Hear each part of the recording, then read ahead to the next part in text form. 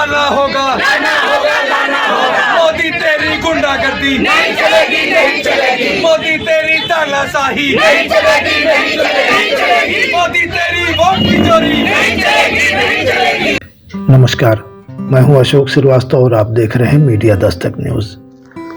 EVM ban करके ballot paper से चुनाव कराने की मांग कर रहे वकीलों व नेताओं को दिल्ली पुलिस ने गिरफ्तार कर लिया है। सरकार हर वो आवाज दबाना चाहती है जो ईवीएम के खिलाफ उठ रही है। अब इस आंदोलन में कांग्रेस पार्टी भी खुलकर सामने आ गई है। फिलहाल ईवीएम को लेकर सरकार जनता का विश्वास खोती जा रही है। सुप्रीम कोर्ट के वकील भानु प्रताप सिंह और महमूद प्राचा की ओर से शुरू हुआ आंदोलन अब देशव्यापी हो गया है। लेकिन हैरानी की बात यह है कि गोदी मीडिया आंदोलन का कवरेज नहीं कर रही है। ऐसा लगता है मीडिया पूरी तरह से सरकार के अधीन हो गई है और अब जन भावनाओं की कोई कद्र नहीं है। लोकसभा चुनाव से पहले शुरू हुआ आंदोलन बेनतीजा रहेगा या वाकई इलेक्शन कमीशन बैकफुट पर आएगा और चुनाव बैलेट पेपर से होंगे, इस बारे में अभी कुछ कहा नहीं जा सकता।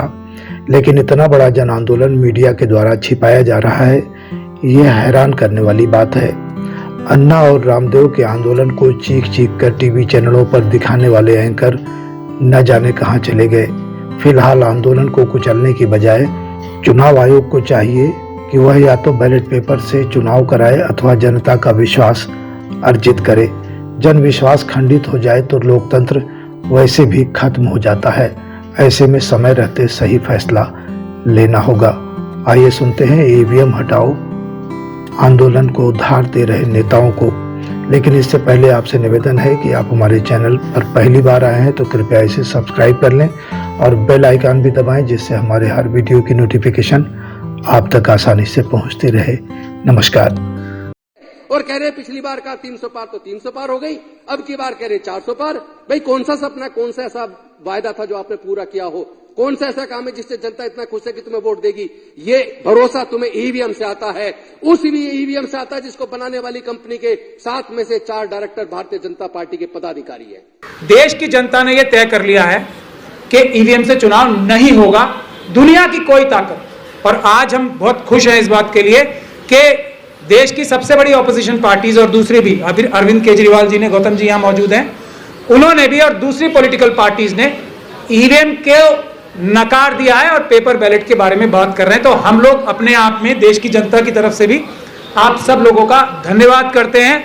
और अब हमें पूरी उम्मीद है कि अब दुनिया की कोई ताकत ईवीएम से चुनाव नहीं करा सकती। कांग्रेस का भी धन्यवाद करो। नहीं, मैं कर ही रहा हूं, कांग्रेस का ही धन्यवाद कर रहा हूं कि उन्होंने सबसे पहले आज भी आके सामने आके, क्योंकि सबसे बड़ी प्रिंसिपल ऑपोजिशन पार्टी है, उसी का मैंने सबसे पहले नाम लिया। सबसे बड़ी जिम्मेदारी भी कांग्रेस पार्टी की है क्योंकि प्रिंसिपल ऑपोजिशन पार्टी कांग्रेस ही है और जनता ने सबसे ज्यादा वोट भी कांग्रेस पार्टी को दिए हैं, बावजूद इसके कि ईवीएम के माध्यम से पिछली बार भी 20 से 25% वोटों का घपला और धांधली हर इलेक्शन में भारतीय जनता पार्टी ने की है। तो ये एक रिप्रेजेंटेशन है कि कांग्रेस पार्टी आई है, तो इसका मतलब बहुत ही ज्यादा इस वक्त पूरे सारे पॉलिटिकल पार्टीज जो एनडीए और आरएसएस बीजेपी के साथ नहीं है, वो एकजुट हैं, पेपर बैलेट से चुनाव करना चाहते हैं। और आज भी मैं एक बार ये अपनी लीगल ओपिनियन डिटेल में कोई भी मुझसे पूछना चाहे, और हम चुनाव आयोग को, मोदी जी को, आरएसएस को ये खुला चैलेंज है, ये जो बात मैं कह रहा हूं। ईवीएम, पेपर बैलेट से चुनाव जल्दी हो सकता है, पेपर बैलेट से चुनाव सस्ता होता है, पेपर बैलेट से सबसे ज्यादा सुरक्षित चुनाव होता है। इसके लिए हम किसी भी दिन कहीं भी डिबेट करने के लिए तैयार हैं।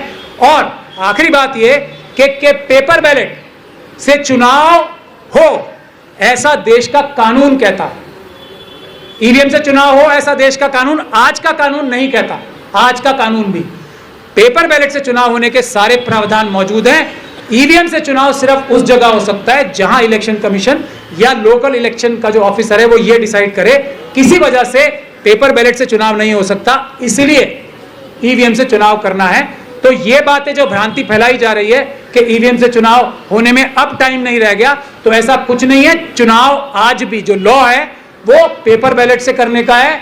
और एक देवा साहेब जी हैं, उन्होंने भी पेपर बैलेट से ही, जो इस मुहिम के एक पुराने बहुत बड़े एक तरीके से जनक कहा जा सकता है, देवा साहेब जी, और जो पीपल्स कमेटी बनी है इलेक्शन रिफॉर्म्स की, उसमें सैकड़ों नहीं हजारों सीनियर ब्यूरोक्रेट, साइंटिस्ट, डिफेंस के लोगों ने ये फैसला यूनानिमसली किया है कि पेपर बैलेट से ही चुनाव होने चाहिए, अदरवाइज चुनाव होने का कोई फायदा नहीं है। इसीलिए मोदी जी और अमित शाह जी किसी देश के जनता की परवाह ही नहीं करते, क्योंकि उनको किसी की कोई वैल्यू नहीं है। का जो बेशर्मी आ रही है वो सिर्फ ईवीएम की वजह से आ रही है, वरना अगर पेपर बैलेट से चुनाव कराने पड़े तो अभी घुटनों पे आ जाएंगे, किसानों की सारी मांगे मान लेंगे मोदी जी, माफी भी मांगेंगे और मांगे भी मानेंगे।